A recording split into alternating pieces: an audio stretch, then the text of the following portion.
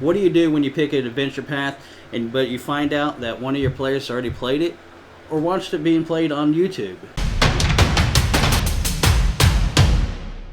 Overcoming spoilers is a challenge for beginning Dungeon Masters. However, the focus of this video, we're going to go through some steps to make the process easier.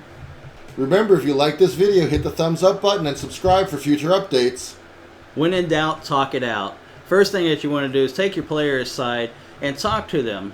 Find out if they can enjoy the module. I've been a Dungeon Master for nearly 30 years and have read just about every adventure module that is being published at the moment. However, that being said, I still gain enjoyment from playing the game.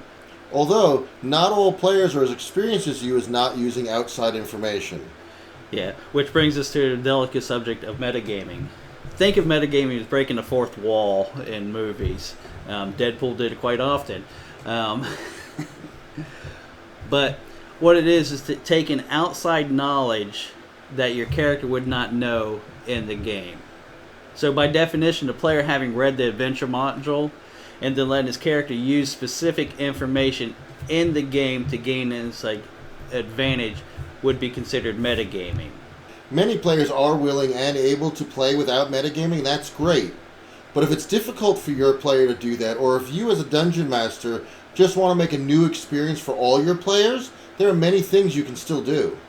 Yeah. So mainly, you want to improvise, overcome, and adapt. Using the 3 pillars of adventure, you as Dungeon Master can make alterations to each of the pillars to make the adventure run differently.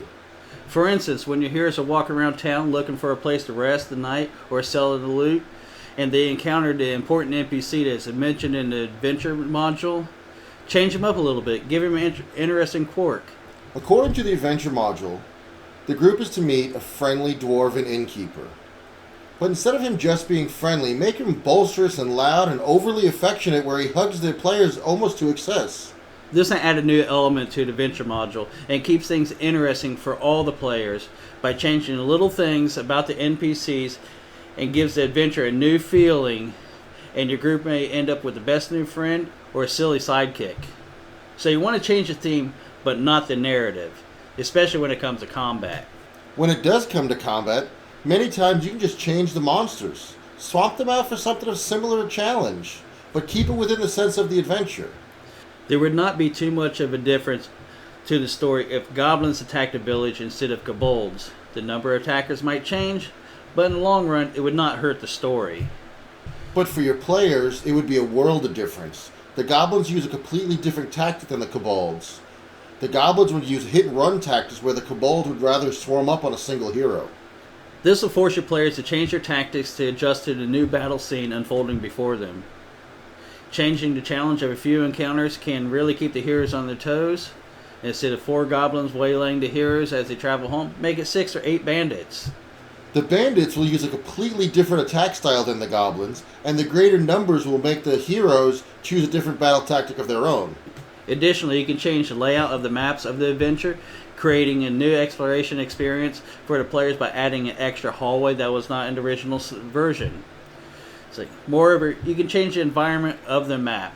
That's right. Instead of it being the basement of a building that the heroes must explore, it could be a tunnel that comes off the sewer system or vice versa. Overall, the idea is to make minor changes so it doesn't ruin the story of the adventure, while it helps keep all the players immersed in the story and provide the player who already played the original story the satisfaction of a new adventure. Sometimes making minor changes doesn't always give you the feel that you want. That's okay. Make a major change.